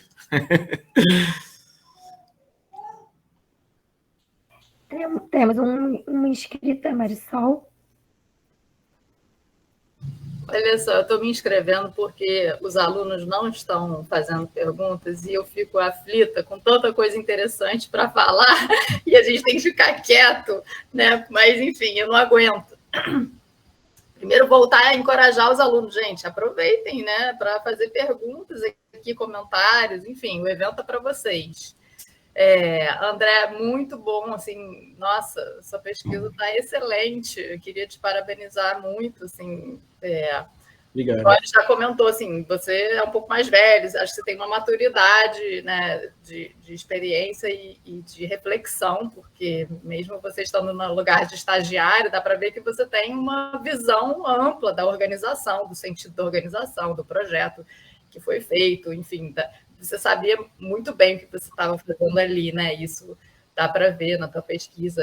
Aí eu até ia te perguntar se se essa pesquisa tem desdobramento, se você vai levar ela para um mestrado, se você não vai publicar ela. Eu acho super bacana você publicar, você tentar um mestrado, enfim, trazendo esse background. Não sei o que você está fazendo agora, enfim, mas seria mais para...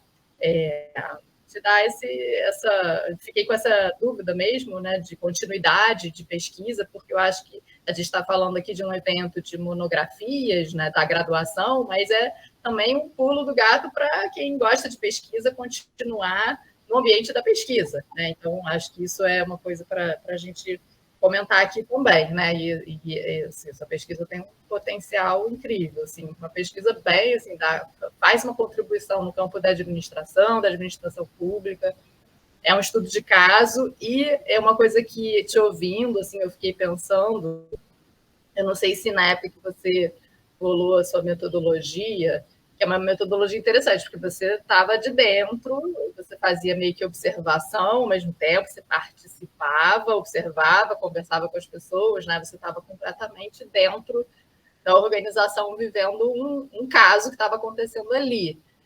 que tem uma metodologia que se chama pesquisa-ação, que me lembrou muito o seu trabalho, né? Que você vai pesquisando e, ao mesmo tempo, você não é só um observador que chega numa organização para fazer a pesquisa e se apresenta como pesquisador. Você estava lá dentro também.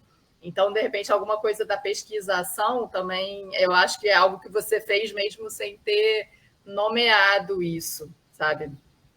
Mas era mais isso mesmo, só comentar, parabenizar, dizer que eu fiquei feliz de ouvir a tua pesquisa. Também, no lugar do Boris, eu ficar muito orgulhosa assim, de ter orientado esse trabalho. Parabéns, Boris. É isso aí, parabéns, André.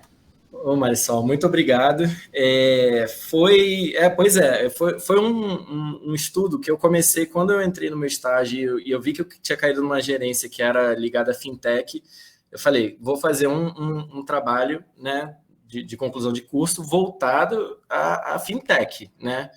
Mas eu não sabia ainda onde ia se desdobrar. Então, conforme o contexto foi mudando, as coisas foram acontecendo, a gente vai se adaptando, né, a cada contexto, né? E como surgiu essa questão da pandemia, surgiu essa mudança de configuração do banco, eu falei, cara, isso daí vai dar essa visão macro, né? Você está na gerência de projeto, você acompanha meio que todas as outras gerências, né? Então você acaba tendo essa visão que você comentou, né? De enxergar como um todo, né? Um organismo ali, cada área trabalhando junta.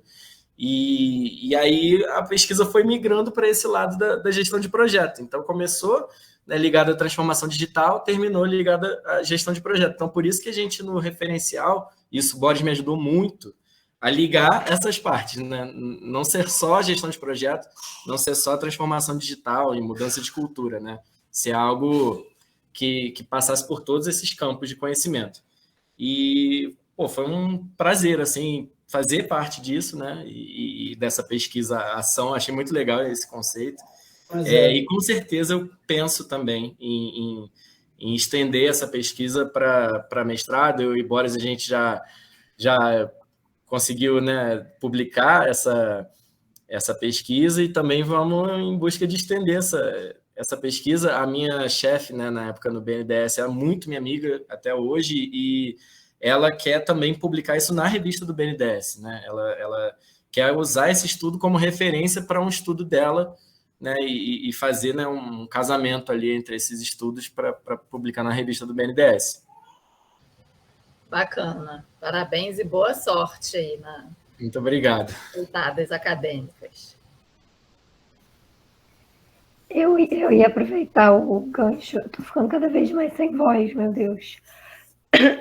Eu ia aproveitar o gancho da fala do Boris para entender um pouquinho melhor, André, como é que foi essa questão do nome do BNDES, né? Até para os alunos que estão aqui e que ainda não fizeram monografia, o mais comum quando a gente faz um estudo de caso, algo assim, é a gente não colocar o nome da empresa, né? Assim, não é muito usual botar o nome da empresa no trabalho.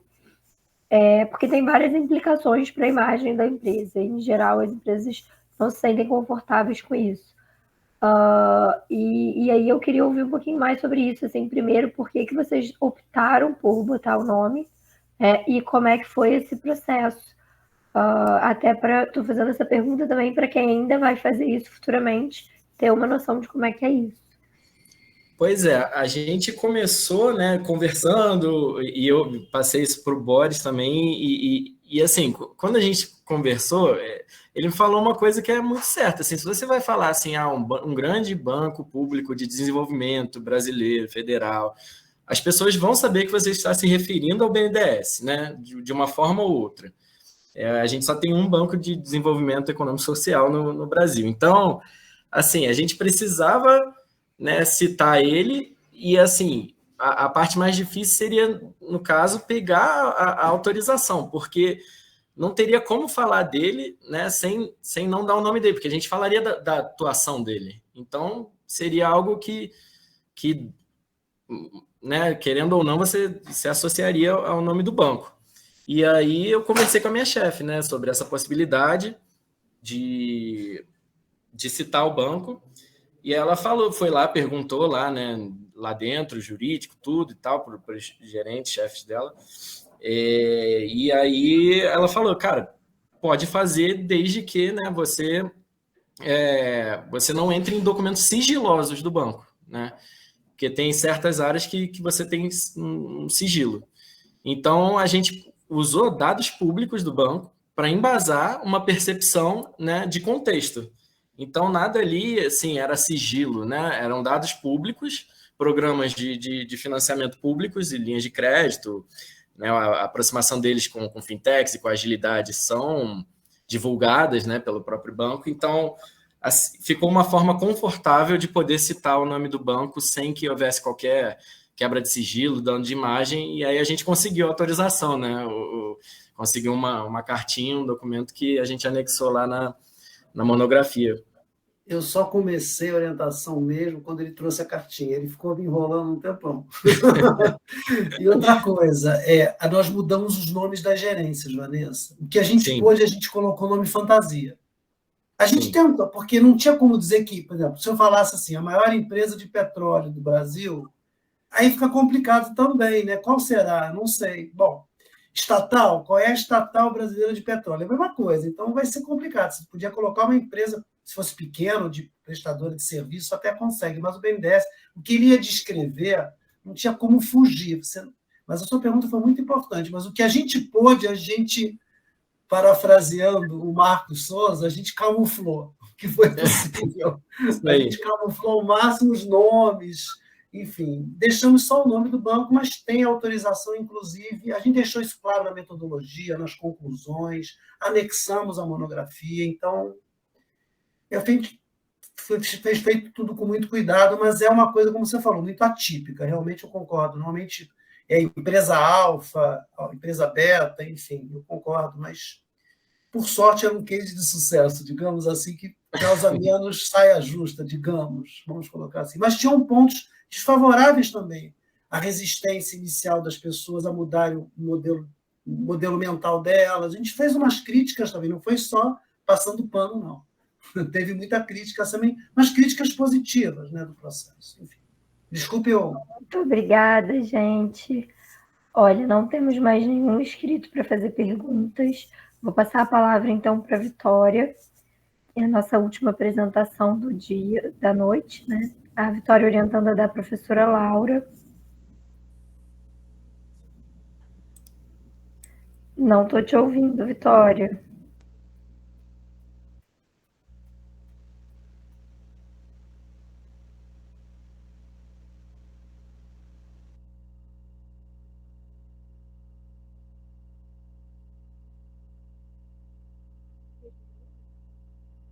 Muito, muito baixo. Eu acho que é uma questão de fone mesmo. Muito baixinho, não dá para ouvir quase nada, assim. Eu acho que é seu fone. Vocês conseguem me ouvir agora? Agora, perfeito. Perfeito. Eu vou falar aqui pelo celular, tá bom? Para ficar melhor enquanto eu vou compartilhando a tela no computador. Tá ótimo.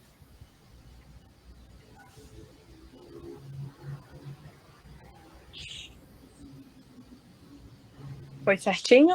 Tá no modo estendido ou tá no modo apresentação? Sim. Não tá no modo apresentação ainda não. Só um segundo que tá. Não tá indo, né? Peraí. Estranho. Pra mim tá aparecendo como se tivesse estendido. Mas também não tem problema não, Vitória. Também dá para ir assim, sim. Tá. A gente tá com um tamanho bom. A gente só parou de te ver, né? Você tá com a câmera desligada. Eu vou ligar assim, pelo meu celular, pra facilitar, tá bom? Nossa, mas que ruim a tela não... Porque pra mim tá exibindo. Deixa eu cair e voltar de novo na apresentação. Desculpa, pessoal, só um minutinho.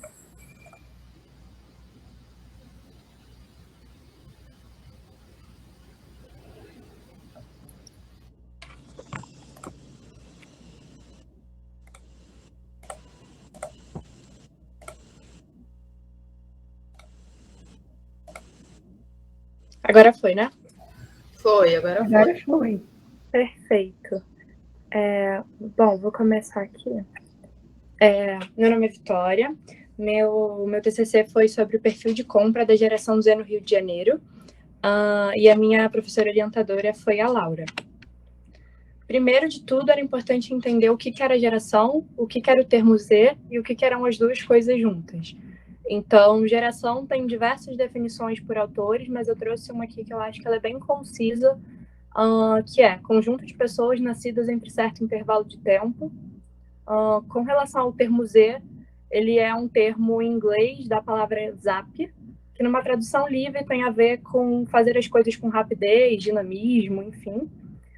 E quando a gente fala do termo, então, geração Z, quer dizer um coletivo de pessoas nascido no intervalo de tempo que varia, essa definição ela varia de acordo com autores, mas em grande maioria seria ali entre 1995 a 2010. E aí, trazendo o motivo pelo qual eu escolhi abordar esse tema, né? Olhando primeiro num cenário mais macro, a gente, com esse estudo da McKinsey, de 2018, consegue identificar que 20% da população brasileira são de pessoas da geração Z. E quando a gente traz a lupa um pouquinho mais para perto, com relação ao estado do Rio, tem mais de 10% da população economicamente ativa. Esse estudo é de 2021, então quando a gente considera que ainda tem uma parcela dessa geração que está ali nessa transição de adolescência para jovens adultos, esse dado tende a crescer num curto intervalo de tempo. E com relação ao impacto econômico, a mesma coisa. Quando a gente olha, o estado do Rio é o segundo maior, com maior movimentação econômica no país, e o município do Rio é o líder dentro do estado.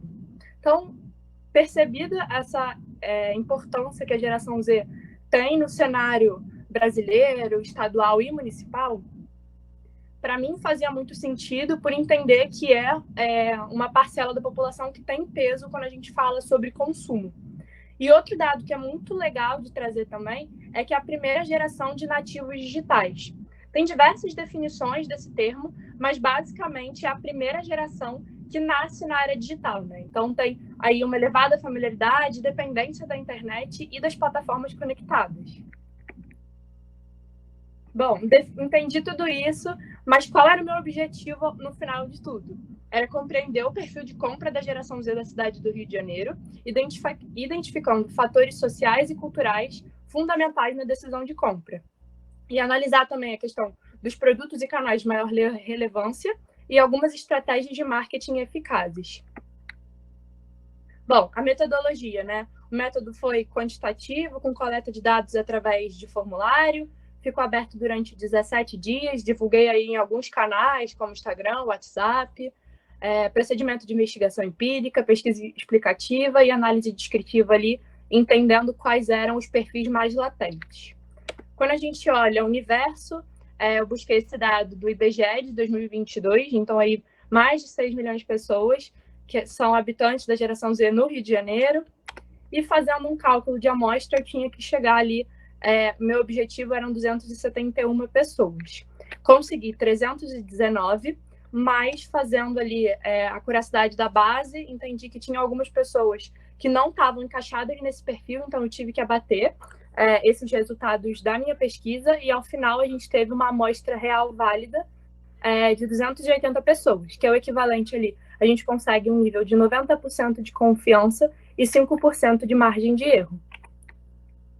Bom, falando agora dos resultados em si. Primeiro sobre o perfil, a faixa etária é majoritariamente de pessoas entre 18 e 22 anos, seguidos de pessoas entre 23 e 28.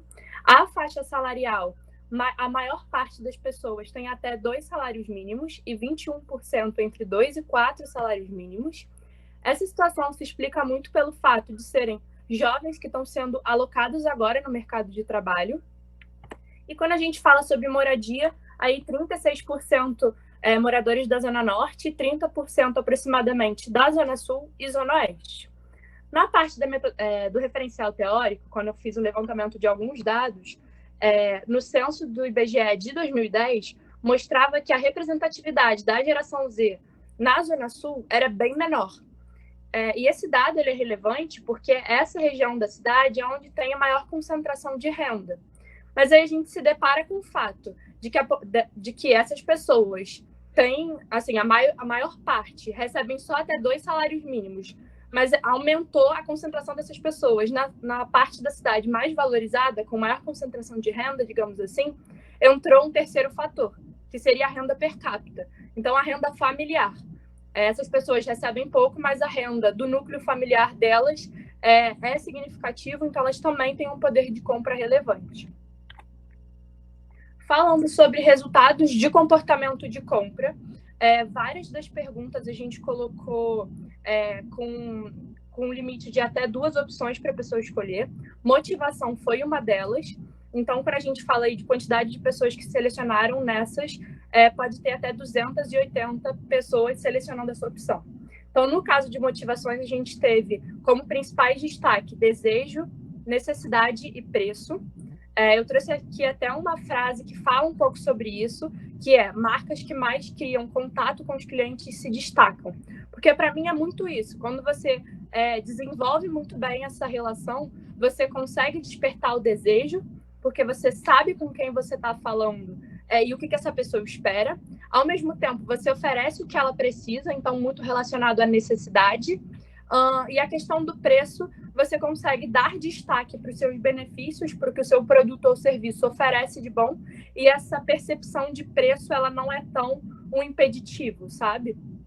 Com relação à ética, no referencial teórico, muito se discute sobre a questão da conscientização social, que vem muito forte na geração Z, mas em que, ao mesmo tempo, a gente também é bombardeado diariamente com estímulo de consumo, e tinha muito essa bipolaridade. E aí a minha questão foi, poxa, talvez fosse legal questionar isso na pesquisa para a gente entender como que funciona esse processo decisório na hora que surge um dilema. A pergunta era: você desistiria de comprar um produto de uma empresa com escândalos éticos, mesmo que tivesse com um preço muito atrativo? E a gente consegue aí atingir 59 dizendo que desistiria da compra. Então, ou seja, realmente a gente conseguiu comprovar essa conscientização social, mas ao mesmo tempo a gente não pode ignorar que foi quase metade. Então, sim, nossa geração também é muito consumista e isso pesa um pouco na hora da decisão. Bom, sobre produtos e serviços mais consumidos também, a pessoa podia escolher até 2 opções. Os mais destacados foram alimentos e bebidas por lazer, roupas, acessórios e serviços de streaming. As 2 primeiras, elas estão muito relacionadas a 2 pontos principais. A primeira é a falsa percepção de necessidade, porque são coisas que no dia a dia a gente tem contato direto com elas e é muito mais fácil a gente entender o que a gente quer como uma necessidade. E o segundo ponto é que esses mercados, eles são muito saturados. Então, todos os dias a gente recebe um bombardeio absurdo de ofertas e de promoções desses setores, então é muito mais fácil de estar ali fresco na nossa cabeça. Com relação aos serviços de streaming, eu trouxe até aqui uma citação que fala, elevada demanda por entretenimento digital devido aos estímulos diários. E na pesquisa, quando eu abro mais no detalhe, fala muito sobre essa questão da geração Z querer ter entretenimento, mas ela ter o controle, ser personalizado. Então, eu posso assistir o que eu quero na hora que eu quero. Diferente, por exemplo, da televisão, em que tinha uma grade fechada e eu seria uma pessoa passiva só assistindo aquele conteúdo.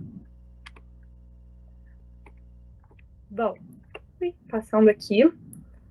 Falando sobre canais de venda, a maior parte opta por lojas online. E eu trouxe aqui um estudo do Dorsey de 2020 que fala que essa geração ela já naturalmente busca por produtos e serviços em plataformas digitais. Então, é natural que ela finalize as compras nesse ambiente, já que ela já está ali.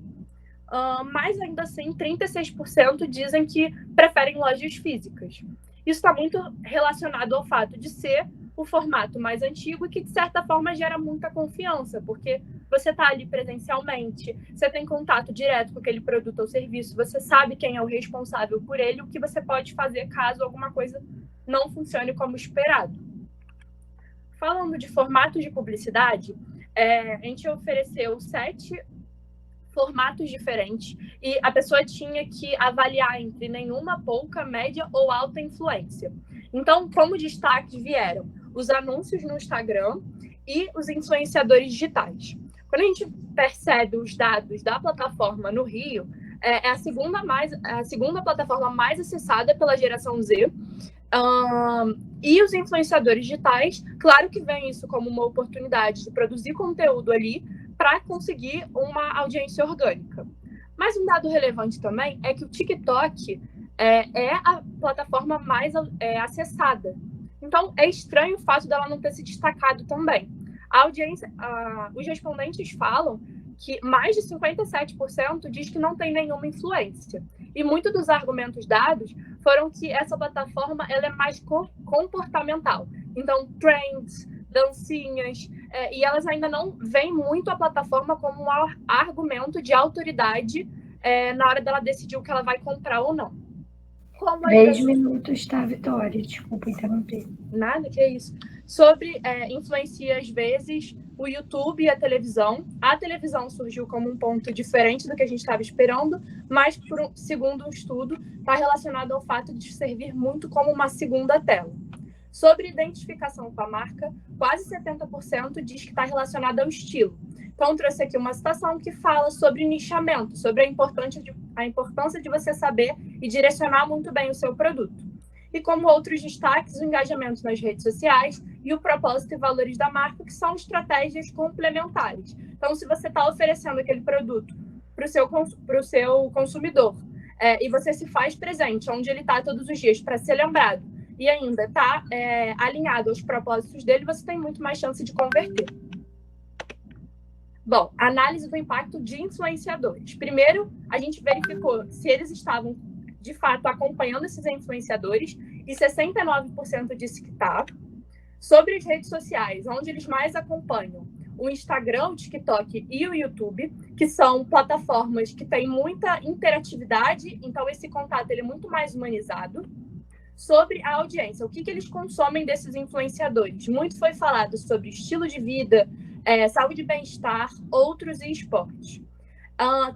Saúde, bem-estar, estilo e esporte está muito relacionado a 2 fatos principais. O primeiro é muito um espelho que essa audiência consome dos influenciadores como realmente uma ambição. Poxa, eu quero ser igual a ele, eu quero ter esse estilo de vida. E outro fato também é que a nossa geração vem muito focada na qualidade de vida. Então, cada vez mais focada na saúde, em praticar esportes. Então, faz sentido esses resultados. Com relação ao resultado outros ter se destacado, está relacionado também ao fato de ter uma diversidade muito grande de influenciadores. Por fim, motivações de compra. O que faz a pessoa que acompanha esse influenciador tomar a decisão de consumir um produto por indicação dele? Vários estudos comentam sobre a relação imaginária que essa audiência cria com esses influenciadores e passa a enxergar eles como autoridade, né? Como argumentos de autoridade quando eles divulgam um produto. E também não tem como a gente não considerar o alto suporte que eles têm, tanto criativo quanto financeiro, para criar essa abordagem cada vez mais interessante, cada vez mais bem pensada. Para finalizar, só contando aqui um pouquinho das dificuldades que eu tive no processo da pesquisa. Primeiro foi atingir a quantidade mínima, né, de respondentes para a gente ter um resultado considerável em 17 dias. E o segundo ponto foi saber quais múltiplas escolhas colocar que fizessem sentido para o público-alvo. E, por fim, como ponto positivo, foi muito satisfatório os resultados. Eu senti que não tiveram muitos equilíbrios ou abstenções, e a gente conseguiu ali chegar num resultado conclusivo mesmo, entender quais são os perfis mais latentes. Aí coloquei aqui só a bibliografia, mas é isso, pessoal. Muito obrigada.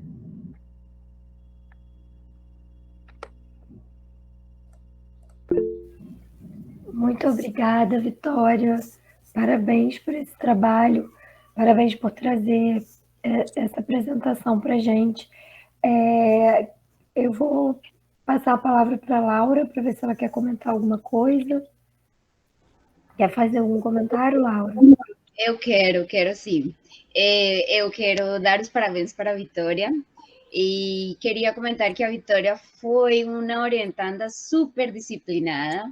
Ela conseguiu fazer a monografia em um período e conseguiu um resultado excelente, como a gente conseguiu ver na apresentação que ela trouxe para a gente. Também destaco muito nela a perseverança e persistência que ela teve para poder conseguir essa quantidade de respostas que ela tinha como meta. E na época ela era minha aluna também, ela estava em duas matérias comigo, né? E aí, sempre que a gente tinha aula, ela sempre conversava comigo: professora, hoje estou indo para o fundal, estou entregando meu celular para que respondam o questionário, porque eu quero realmente conseguir atingir esse número de respostas. O que a gente faz se a gente não consegue? Aí eu te digo para ela: vamos aguardar um pouco, alongar um pouco um final de semana para ver se as pessoas conseguem responder no final de semana.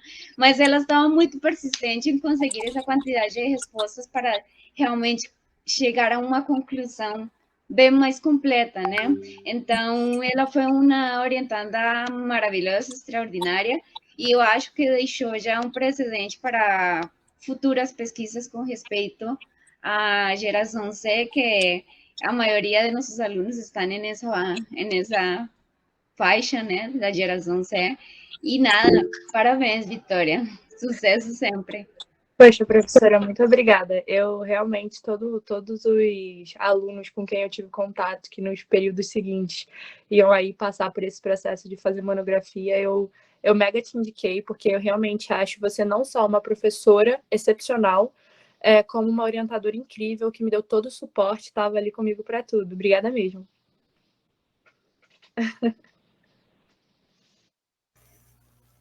Obrigada. Escrito, Marcos levantou a mão. Oi, Vitória, parabéns. Parabéns, Laura, também. Eu também faço das tuas palavras as minhas em relação a Marisol, porque se não fosse ela como orientadora, nem sei como é que estaria o trabalho final.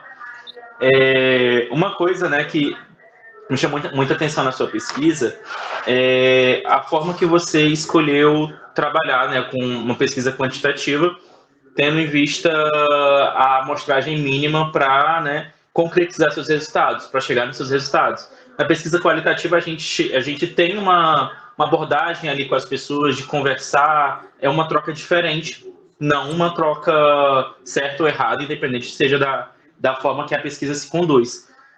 Mas eu fiquei com muita dúvida, como que você chegou nos resultados que você chegou, tentando ser um pouco neutra com as perguntas que você fez, que você levantou no questionário de perguntas. Porque na qualitativa a gente tem muito uma intenção de não influenciar a pessoa, por mais que a gente conheça a pessoa e etc. Como é que foi isso para você? Como é que foi esse processo? Certo. É óbvio que quando a gente vai fazer uma pesquisa, a gente tem algumas hipóteses. Tipo, quando eu estava fazendo essa pesquisa, eu achava que daria um resultado muito baixo de audiência de anúncios da televisão, por exemplo. Porque eu sei que a nossa geração está substituindo cada vez mais a televisão pelo celular. Um ponto. O que eu tentei fazer foi: poxa, eu não posso chegar nas múltiplas escolhas e colocar só as opções que eu acho que vão dar certo, sabe? Para direcionar e enviesar minha pesquisa. O que eu fiz foi: eu comecei a procurar artigos e estudos que falavam sobre diferentes opções, e aí eu fui colocando os que mais eram citados, mesmo que eu não concordasse, mesmo que eu achasse que aquela opção não fazia sentido para mim, por também ser da geração Z, sabe? E foi o que eu tentei fazer para não impactar tanto no resultado. Obrigada, Vitória. Marcos levantou a mão novamente. Marcos, não? Bom, Não, levantei não. Obrigado pela resposta, Vitória. Boa noite. Nada que isso, mano. Boris. Parabenizar a Vitória, porque fazer em um período, né, Laura? É para poucos, é para os fortes, ou para as fortes. Obrigada. E ela me parece muito assim madura, então ela é aplicada. A gente percebe, né? Então acho que é muito importante. Parabéns, tá? Eu só fiquei curioso com uma coisa, para a gente refletir, né? Que só 41% deixariam, né, de comprar se não fosse ético, 59, 41. Isso, Me causou. Eu entendo até que tem estudos também da Bolsa de Valores que falam que quando uma empresa tem uma grande catástrofe, o preço da ação cai e logo, sabe, Marisol, de repente sobe rapidinho. Então, acho que há uma coisa também de que, não sei se é um esquecimento, se é uma tendência a falar, eu quero ir pelo preço, então, eu não sei o que está por trás dessa questão, mas eu achei uma questão bem delicada, né? E eu já avaliei isso também nessa questão, quando teve o problema de Mariana, eu fiz a primeira orientação do preço da ação de uma empresa que eu não vou falar o nome, mas vocês sabem qual é, enfim, que teve um problema, depois a gente analisou como é que o preço da ação aconteceu depois desse evento e depois de Brumadinho. Vocês já sabem qual é a empresa, enfim, o que acontecia.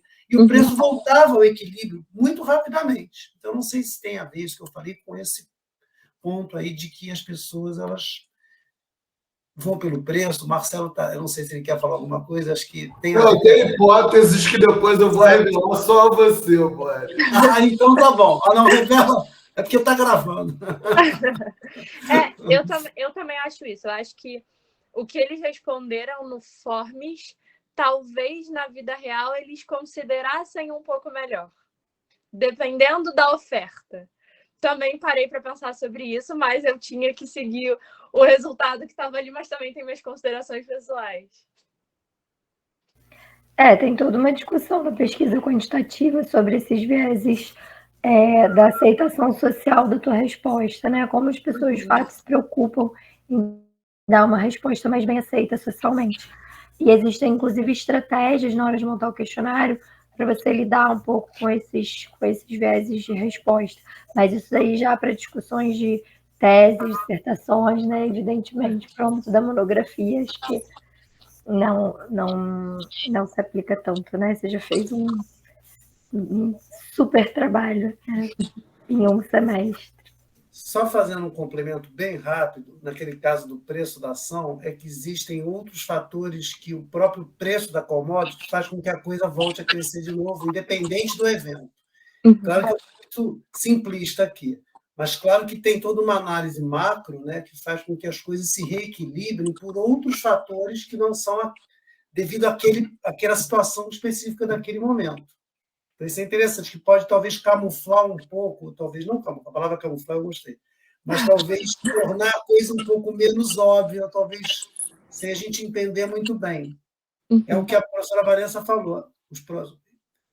As pesquisas quantitativas têm esse problema realmente de não aprofundar e talvez deixar uma coisa um pouco mais em aberto, porque a gente não tem essa visão mais explicada, vamos dizer assim, das questões, né? Uma descrição melhor, mas é interessante. Mas parabéns, mesmo assim. Excelente apresentação também, viu? Obrigada.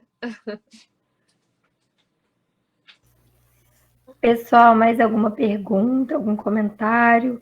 Já que estamos no final, se alguém quiser fazer mais alguma pergunta sobre os trabalhos anteriores, também fiquem à vontade.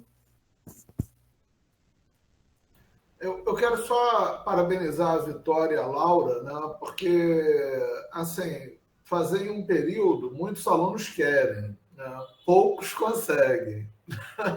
Eu já tive casos, assim, inclusive quant e quali, né, mas porque a temática, primeiro, me interessa muito, né, eu oriento muitos trabalhos que trabalham, que fazem abordagens sobre plataformas, né? Já orientei sobre TikTok, sobre Instagram, né? E tem realmente uma descoberta aí que a Vitória fez, né? Que é interessante, né? O Instagram produz mais influencers, né? E esses influencers talvez usem mais o TikTok pelo algoritmo, né? Parece ter uma diferença algorítmica entre as duas plataformas, né? O TikTok, o algoritmo conduz tudo. E o Instagram ainda existe uma espécie de seleção algorítmica, né? Do que vai aparecer ou não para você. Tanto que uma ainda tem curtidas e nem compartilhamento, mas mais curtidas, e a outra não tem visualizações, né? Não sei quantas visualizações. Então é interessante que essas plataformas são diferentes também entre si, né? Então é diferente pensar o TikTok, pensar o Instagram, né? E acho que ela trouxe isso. E outra coisa, a TV como segunda tela, né? Isso é algo que já tem bastante tempo, né? Que as redes sociais, né? Agora plataformas, elas elas deixaram a TV nessa função de segunda tela, porque muita gente assiste a TV e comenta na rede social ao mesmo tempo, né? Então não morre a TV. Na TV, pelo contrário, ela ganha uma vida, né, como segunda tela. Então, as pessoas têm assunto para falar na rede social do que assistem na TV, ó, seja nos streamings, seja na TV aberta também, né, que continua tendo a sua vida aí junto das plataformas. Né? Então, bem legal, né? Parabéns.